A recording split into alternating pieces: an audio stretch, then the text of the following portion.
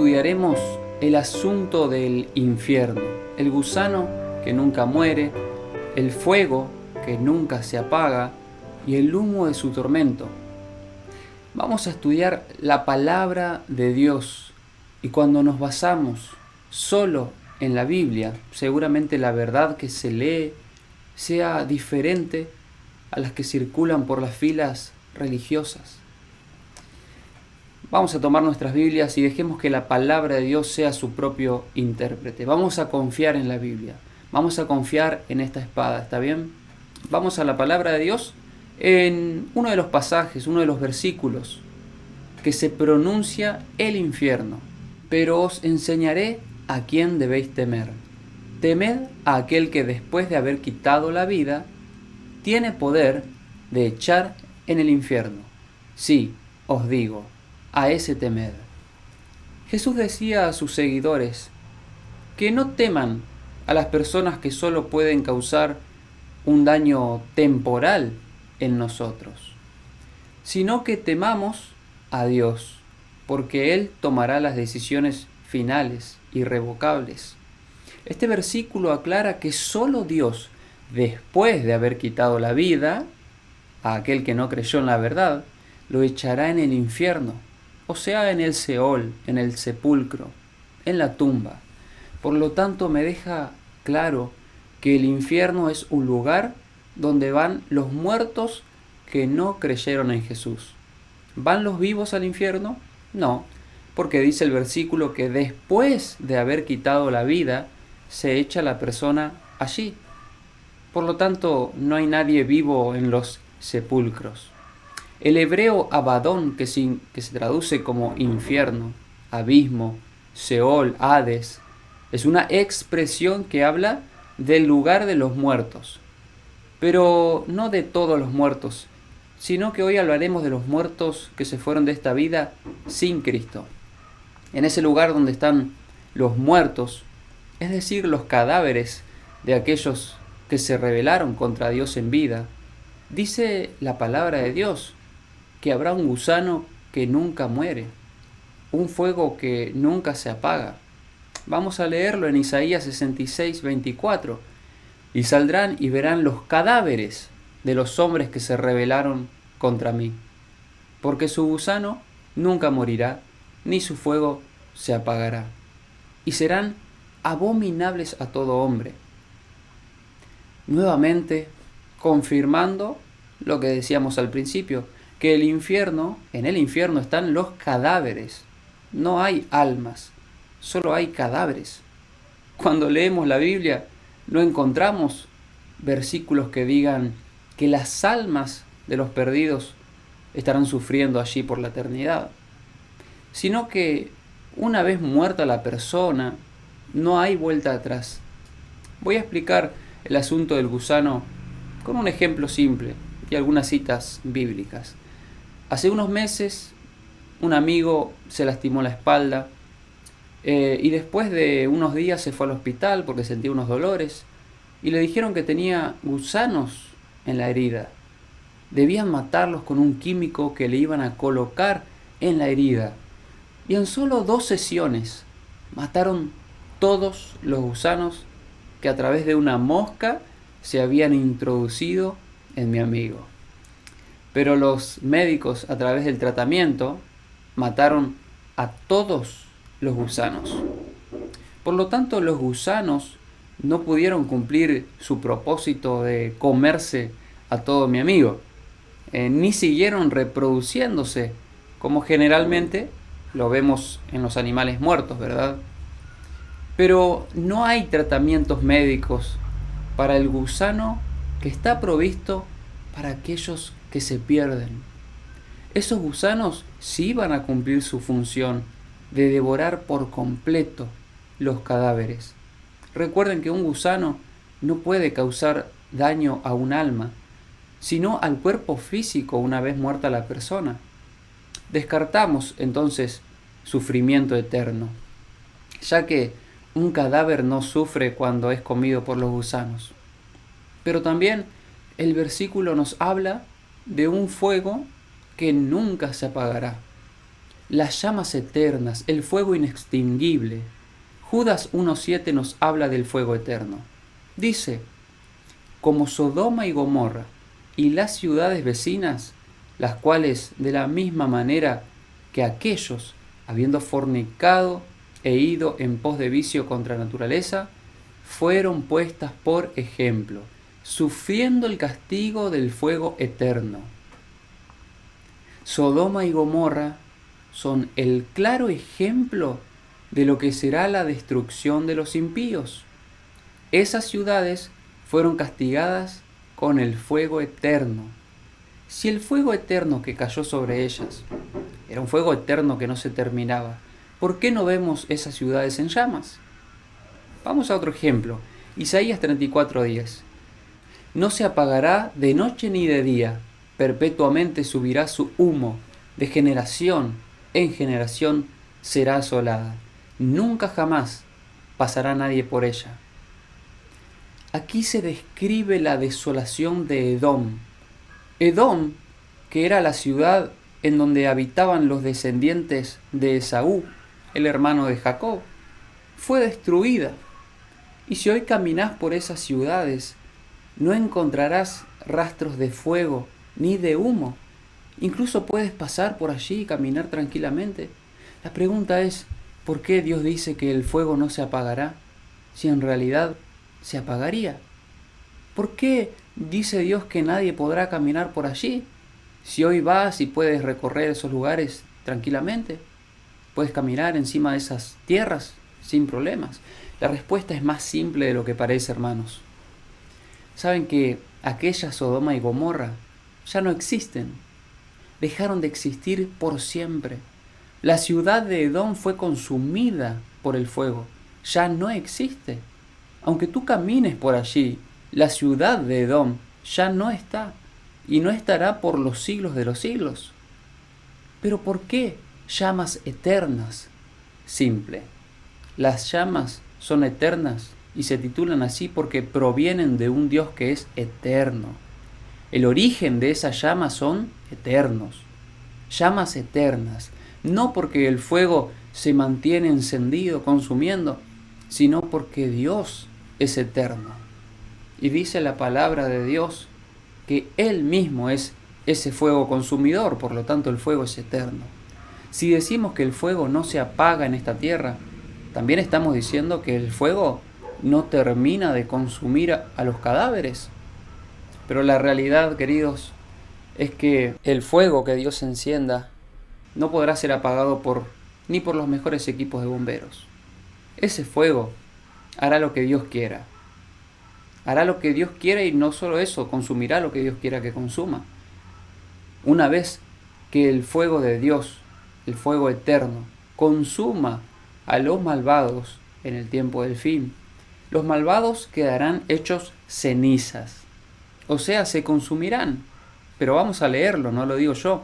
Malaquías 4:3. Hollaréis a los malos, los cuales serán ceniza bajo la planta de nuestros pies, en el día que yo actúe, ha dicho Jehová de los ejércitos. Espera un poco, ¿no era que los malos estarían ardiendo por la eternidad? No. Una vez consumidos sus cadáveres, volverán al polvo por siempre. Hay otro versículo que debemos aclarar para este tema, para entender este tema. Apocalipsis 14:11 dice, y el humo de su tormento sube por los siglos de los siglos, y no tienen reposo de día ni de noche los que adoran a la bestia y a su imagen, ni nadie que reciba la marca de su nombre. Y muchos estarán pensando que los malos sufrirán por la eternidad nuevamente, pero no.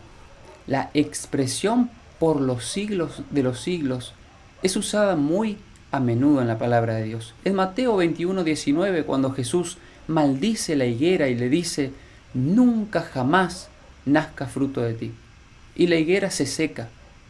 El mismo verbo es utilizado para nunca jamás, es decir, por los siglos de los siglos. Y la higuera ya no existe, no solo dejó de dar fruto, sino que se secó por los siglos de los siglos. Por los siglos de los siglos significa para siempre. Recuerden que el humo de Edom iba a ser por los siglos de los siglos. Sin embargo, no encontramos ese humo en la actualidad. Dios usa esa expresión para que entendamos que la decisión celestial es irrevocable. Una vez encendido el fuego, no se puede apagar por decisión humana. Una vez que el fuego consumió y el humo subió al cielo, no hay manera de que el impío vuelva a levantarse. La decisión es definitiva de parte de Dios. La muerte de ellos es segura, absoluta. La doctrina que afirma que los muertos están vivos en un infierno de llamas y que los que creen ya están en los cielos, no es bíblica.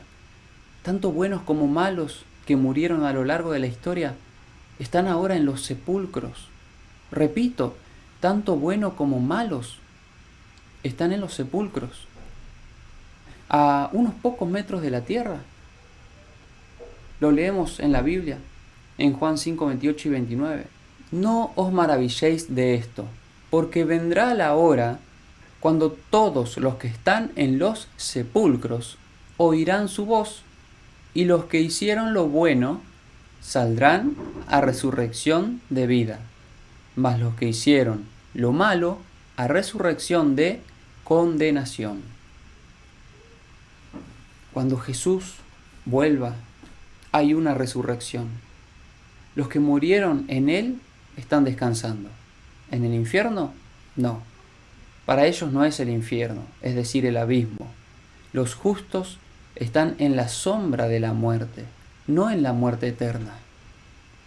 La resurrección únicamente es posible después de la venida de Jesús, ya que Jesús debe descender del cielo y debe hacer sonar la trompeta, y los muertos en Cristo resucitarán primero, y junto con los vivos son arrebatados al cielo para nunca más conocer la muerte.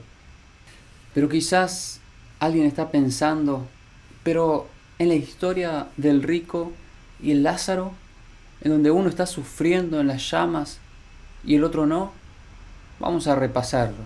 Recordemos que no es una historia literal, es una parábola como todas las parábolas. En Lucas 16 encontramos esta historia de un rico que se daba lujos estando en vida y un mendigo llamado Lázaro que sufría en vida y quería al menos comer las migajas que caían de la mesa del rico. ¿Vamos bien hasta aquí?